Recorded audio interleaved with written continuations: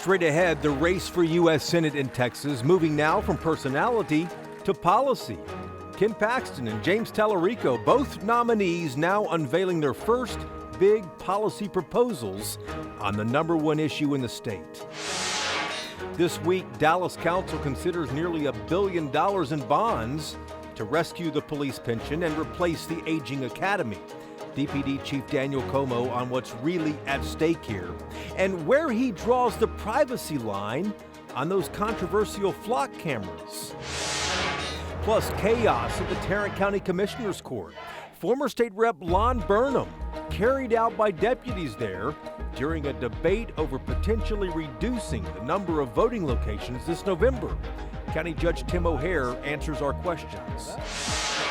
And remembering political trailblazer Kay Granger, Congressman Craig Goldman on her legacy, whether Washington should rein in data centers, and the biggest race in the state. Inside Texas Politics with Jason Whiteley starts now. Thank you for being here. Lots happening. Let's begin with the headlines. City Council in Fort Worth faces some tough decisions this week. Fort Worth has a $77 million budget shortfall. Part of the reason, the city says, is property values came in lower than expected. Leaders are looking at spending cuts and potentially having to raise property taxes. Council reconvenes on Tuesday. The race for the U.S. Senate now moving from personality to policy. Ken Paxton and James Tallarico both unveiled their first big policy proposals. Both of these proposals address affordability. Paxton proposes massive tax deductions on everything from medical costs to gym memberships. Tallarico wants to raise the minimum wage and repeal tax breaks for the wealthiest 1%, among other things. Both candidates now on the road across the state to take their plan directly to voters. And new data centers across Texas now in limbo. Governor Abbott ordering a statewide pause until Texas knows exactly how much power and how much water that each of these data center projects will consume. Developments that don't pass a new state review could be blocked from connecting to the power grid. This freeze has no end date. All right, let's start wide here. The race for the U.S. Senate now entering that new phase. Over the last week, more polls now trending towards James Tallarico, the Democrat. Our first guest looking ahead to November and also looking back at a political trailblazer. The late Kay Granger, the first woman to serve as mayor of Fort Worth, the first Republican woman to represent Texas in Congress. Craig Goldman succeeded her in Congress, and he leads us off right now with this interview. Congressman, good to see you again here. Great to be back, Jason. You succeeded the late Kay Granger, who died, a political trailblazer in North Texas. She was the first female mayor of Fort Worth, first Republican woman in Congress from Texas. You knew her personally. What do you think her legacy is? And first Republican woman on share of appropriations. Yeah, extremely difficult to do. She'll go down as a legend, a Texas legend. She really was. She was a trailblazer, like you said. So respected in Washington, D.C. I can't say, the number one question you get from more senior members as a freshman is, who do you replace? And every single time I said Kay Granger, their eyes lit up and their mouths open. I'm like, oh man, you have huge shoes to fill. Tell me about the last meeting you had with her. Yeah, the last meeting is after I had several meetings with her up in her office in D.C. during the campaign. When you were running for When I was running for her seat. And she was very interested to know all the details of the campaign and all the, she was very detail oriented. Yeah. And then we got into, her friends around the building and who I should go talk to and who she respected. And so many people in that building still respect her. Do you see a role at all for the federal government to get involved in data centers? Well, yes, that goes through my committee. Actually, the Energy and Commerce Committee has an AI bill, has data center. It's certainly been talked about data center. In fact, the ranking member, the Democrat on the committee, has said he would like a overall halt to data centers being built across the United States. What's kind of happening in Texas too? That's not the right policy, but that's not the right policy. We need data centers, but we need to build them smartly, right? We need to make sure they're not sucking up all of our water. We need to make sure they're not overbearing our grid. There is a way to do it, but we have to do it, Jason. We have to, because if we don't do it, China does, and then China wins the AI war. No one in America wants China to win the AI war. Yeah. AI is here. AI is coming strong. It's coming even stronger. We need it. Every single person in this country, in this world, needs a data center because every single person has a phone. We all use it, but do you think at the end of the day, is there a role for the federal government to play in regulating data centers? Let me put it to you this way. It's at the very small beginning stages of a discussion through our committee, but we're not there yet with overall policy. And I don't know if we'll get there by the end of this year. Let's talk about the Tallarico-Paxton race. What concerns you most about Republican prospects in this state in November? Because Tallarico has led the last 3 polls that have come out. These are respected polls. Yeah, These are polls, respected polls. Jason, you've been in long enough to know polls don't matter. But if you were on the receiving end of these polls, you'd be telling me, hey, listen, we're ahead in all the polls. When a Democrat wins statewide in this state, then I'll buy you a beer.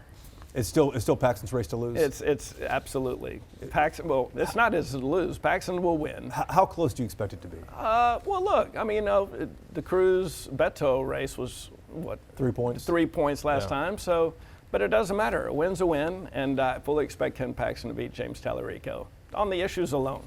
Congressman, good to see you. Good to see you too, Jason. Appreciate it. All right, let's bring in the roundtable now to talk about the politics of this. Natalie Haddad's with us, political reporter at WFAA in Dallas. Matthew Watkins, editor-in-chief at the Texas Tribune. Ashley Goodo, political director at KVUE in Austin. Ashley, I want to start with you. Tallarico and Paxton both now traveling the state, laying out their affordability ideas here. There aren't a lot of undecideds left to sway. Who is this aimed at? Yeah, I mean, it's all about the independents, right? I mean, Democrats are going to vote for the Democrat, Republicans are going to vote for the Republican, mainly, right? We see a little bit of crossover when we look at those polls that, as you just heard the congressman say, don't matter. But, I mean, I think that everyone kind of knows that you've got to sway independents if you're going to solidly win, and I think that is who they're talking to. And Matthew, still plenty of time for Paxton to turn things around. Now, 4 polls, the latest one from Texas A&M, a smaller sampling size, only 600 or something voters there. Paxton still has time to turn things around. The GOP has not yet hit Tallarico with the attack ads, but Tallarico could also run the numbers up from here. Yeah, I mean, the polls are not incredibly reliable this far out from the race, but you'd rather be winning in the polls than losing. And right now, Ken Paxton is losing in the polls, and that's got to be a cause of concern. But even going back to that affordability issue, too, it seems like a lot of these topics are being sort of played on the Democrats' home turf, right? In 2024, we were talking about immigration, an area where Republicans really are really trusted by the voters. When you talk about affordability, that's an area that Democrats feel more comfortable talking about. And so that's another thing to be concerned about if you're Ken Paxton. And you know what? That poll, Natalie, on Friday from Texas A&M showed that respondents giving James Tallarico higher marks than Ken Paxton on affordability, thinking that Tallarico might be able to do more on affordability in the state if he's elected rather than Ken Paxton. Right. I don't think Texans woke up this summer and decided that affordability suddenly matters. They are asking themselves, can they afford to continue living in Texas? And I think they are looking for the candidate that is going to best help them to do so. Yeah. All right, guys, back to you in just a moment. A lot more ahead here in just a moment. Welcome back to Inside Texas Politics, and now to Tarrant County, where the elections administrator proposed reducing the number of places to vote there this November. The public pushed back. Former State Rep Lon Burnham even carried out by law enforcement when he refused to leave. County commissioners unanimously delayed a decision on this until next month. Our next guest is Republican Tarrant County Judge Tim O'Hare. Judge O'Hare, it's good to see you again here. Let's talk about these voting locations. On the surface, not being, part of this with a dog in the fight here, this looks like another attempt to reduce voter access. The November general election obviously creating a lot of interest, especially at the top of the ticket. Is that not the case? Is this not reducing voter access? Well, it's good to be here, and thank you for having me on. Absolutely, it's not reducing voter access because despite the narrative that one of our commissioners likes to push, everything's a conspiracy, everything is something somebody's trying to sneak around. At no point did I tell our elections administrator that we wanted to cut our polling locations, that we wanted to cut them certainly by the percentage that he brought to the table. And Jason, I can tell you at no point was any Republican going to vote for that. At no point did any Republican try to make that happen. And any assertion to the contrary is just false. And to be clear, Judge, do you want to see cuts to voting locations? And if so, what's a reasonable number? I think what people in Tarrant County need to know, Republicans, Democrats, Independents, anyone who's going to vote, there will be plenty of places to vote by the time the process is over. There are 13 days to vote between early voting and Election Day. The way you're asking, do I want it cut? Well, I don't want to waste money by having two locations right next to each other. If that ends up being 300, great. If that ends up being 284, great. If it ends up being 312, I want it to be equally spaced amongst precincts, equally spaced throughout the county. I want everybody to be able to get to a poll easily. And I have zero doubt whatsoever that that's exactly what will happen for the 26 midterms. It's exactly what happened in the 24 midterms when I was in office. And it's exactly what happened in the 25 constitutional amendment and special SD9 election. I do want to ask you about one pretty high profile part of the opposition here. You had sheriff's deputies at one point forcibly remove former state representative Lon Burnham because he picked up the microphone, walked around, turned around holding the microphone there.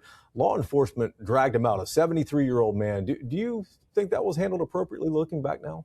So what he does pretty much every time that he comes to court is he purposefully defies the orders of the presiding judge. He tries to agitate. The last meeting, he was there. His time was up. I usually politely say, your time is up. He keeps going. I say, your time is up. And he keeps going on purpose because he's trying to create a scene. But you asked, taking him out, well, why did they take him out that way? The reason they took him out that way is because when they went up to gently say, please remove, they're not grabbing him. They're not yanking him. And then he drops to the floor. So is the right way to handle it, let him stay on the floor for the rest of the meeting? Let him disrupt the meeting again? What do? Wait, sit there, stop the meeting, stop everybody that's there on county business, and just wait till he decides to get up off the floor? I mean, ultimately, you have to maintain some decorum and some order to run a meeting, and that's what we do. Judge, good to see you. I appreciate the time as always, sir. Yes, thanks for having me on.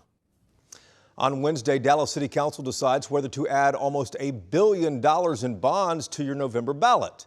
The money will rescue the police pension and replace the aging academy. Police Chief Daniel Como is up next here on what's at stake, and he takes our questions also about those controversial flock cameras. Where does he draw the line on privacy? Chief, good to see you. Thank you for coming in here. Absolutely. Council appears split on these bonds. What is at stake here if this does not pass and get on the ballot in November? Well, look, we need a new police academy. We need a new shooting range. And I've been on the record saying, when I went to qualify for the first time that I was in Dallas, I was appalled at the facilities. I could not believe that our shooting range for the Dallas Police Department looked like that. I thought they were actually playing a joke on me. I couldn't believe it was that bad. I hadn't seen a shooting range in my entire law enforcement career from 1991 that looked that bad. If the bond fails, what happens to Dallas policing? Well, look, recruiting becomes harder, and then all of a sudden, we're just taking those who pass. We don't want to be a police department that only takes those who pass. We want to have a line outside the door of people wanting to be Dallas police officers, and this plays a part in it. But recruiting is already tough, not just for Dallas, but for so many departments, large departments like yours. Yeah, and right now we're trending in the right direction. We're one of the few major cities that are trending in the direction that we are. We're filling academy classes, but I do believe at some point we'll hit a wall, especially if people understand that we don't have the facilities. And when you don't have the facilities, it also shows that basically the council or the community is not behind you. Let me ask you about the flock cameras because there's a lot of controversy about them. How many arrests can you directly link to those flock cameras? I don't have that number with me, but the flock cameras help us make arrests. I like talking about one story. It's probably a month or 2 months after I became chief. To quite honest, I believe we were going to have a serial killer in Dallas. And if it was not for the flock cameras, we wouldn't have solved that as fast as we solved that before we could have a serial killer. Flock was a direct responsibility for helping the great detectives of homicide solve that case. There's a lot of questions about privacy with these cameras. Where do you draw the line on that? Look, it's there for us to use to solve crimes and to protect everyone. There's no one looking at the cameras. There's policies and procedures in place. So anytime someone accesses those cameras, the system tells us. And if someone is using it in a manner that they should not be using it, they'll get disciplined for that. Well, the Washington Post recently reported about officers nationwide abusing the system and using flock camera technology to track down ex-wives and girlfriends. Has Dallas ever disciplined or investigated any officers for that? We haven't seen anything like that yet, but Any if discipline someone at all? I don't know. Don't know before me, and I'm not even sure. I cannot think of any cases since I've been here. We've had questions about mainly regarding ICE investigations. How do we use flock for that? And we had no officers using flock for ICE investigations that was related directly to immigration. If residents don't want cameras in their neighborhood or their community, should they have the power to veto that? I don't think so. My job here is to keep the city of Dallas safe. This is a great tool for us to keep the city of Dallas safe. What do you tell those folks who are concerned about privacy on this, concerned about the Fourth Amendment right to unreasonable search? I understand the concern, but these cameras are not being used to violate anybody's rights. These cameras are being used to keep everyone safe. Chief, congratulations. Chief, good luck. I appreciate it. Thank you. The roundtable is ready when we come back here on Inside Texas Politics. This is Inside Texas Politics with Jason Whiteley. All right, time now for Reporters Roundtable to put the headlines in perspective. Natalie, Matthew, and Ashley all back with us here. And Matthew, let's start with you. We saw the fracas that happened, the chaos that happened at that public meeting in Tarrant County in Fort Worth last week over whether to reduce the number of voting locations from 316 last midterm in 2022 down to 176. Now, I'm sure a lot of people would put blame right on the elections administrator who proposed this, but state lawmakers gave every county across the state the ability to do this, and we just discovered not too long ago that Tarrant County is just the first. Right, yeah. Caldwell County has also been considering a similar measure as well. You know, this is a heated topic, particularly in an election that is feeling close, right? Democrats really emphasizing that they want, everyone to be able to vote, make it as easy as possible to vote. Meanwhile, on the other side, Republicans, a lot of concerns among their electorate around the security of elections. It's a heated issue, particularly in Tarrant County, which has been quite competitive in recent years between Republicans and Democrats. It's sort of a swing county. Yeah, a swing county, and the competition alone, Natalie, I presume is what's fueling a lot of this. Democrats see an opening. They have a strong person at the top of the ticket that might be able to create a wave for some of the other down ballot Democrats. Yeah, shortly before the Tarrant County Commissioners meeting, there were a couple of candidates on the November ballot who came to speak. The Democrats, Nathan Johnson running for Texas Attorney General, Vicki Goodwin running for Lieutenant Governor, and they both said that they would like to explore the legality of this. And I asked Johnson about this, and he wouldn't elaborate a whole lot, but there are a lot of folks who were there rallying outside of the Commissioner's Court talking about that very thing. They said that they felt that this was voter suppression. They're looking at slashing a lot of polling sites, and they're going to be at the next meeting when they decide to pick it back up since tabling it. And to the point that they made, Tarrant County is a major area where folks are really watching this and seeing where rural Texas is going. Look at Taylor Ramette, who won that and started from little money and then grew into a huge campaign, and he won. And I think many people were surprised by that, and I wouldn't be surprised if county commissioners felt the same way. Yeah, and it was a unanimous decision. Every Republican joined the Democrats to delay this until next month. Yes. We'll see what happens with that. But Ashley, it's not just Tarrant County, Caldwell County, Lockhart also considering this week. Do you think that other counties might pick up on this? I think they're going to see what happens with Tarrant County, and it's either going to be a warning sign for some of them, depending on how people react once a vote and a decision is actually made. It does seem like this would have really big impacts in rural counties. You look at Caldwell County, where folks live so far away from each other, and the need to vote, the desire to vote. Are people going to have to drive miles, hours, 30 minutes, 40 minutes to get to a polling location? I mean, this is something that's really concerning, and it's something that people really, really have to pay attention to. And switching off now, Matthew, over to data centers. If there is one thing that Texas Democrats and Texas Republicans might agree on today, it is data centers. Does that surprise you at all? I mean, at the end of the day, it seems like to me that rural Texas making a big stink over this, saying, listen, we don't want these in our communities. The governor, lieutenant governor, every Republican official now clearly listening.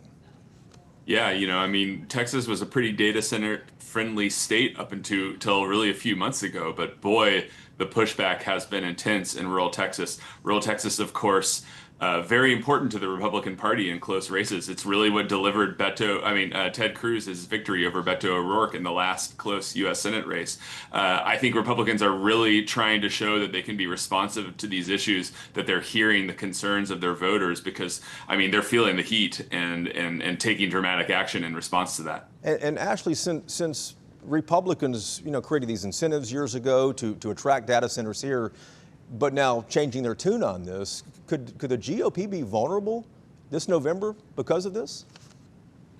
Well, there's a couple of things that, when they approve those incentives, we were not talking about what we're talking about now, right? Like the data centers of yesteryear are not what we're dealing with now. And so I think it's just responsible that you relook at these incentives. That's just, plain out. I do think that this is going to, the governor putting a pause on this, I think this kind of gives him a win to some degree, at least on the optics. If Republicans continue to at least give the appearance that they're listening to people and they're taking action, then they could say that they're going to stick with, rural voters could say they're going to stick with Republicans. Indeed, it does look like a win right now, at least for the governor to make that decision. Guys, thanks so much. We appreciate it. Thank you for watching as well. We're back next Sunday to take you inside Texas politics. We hope you'll join us then. Take care.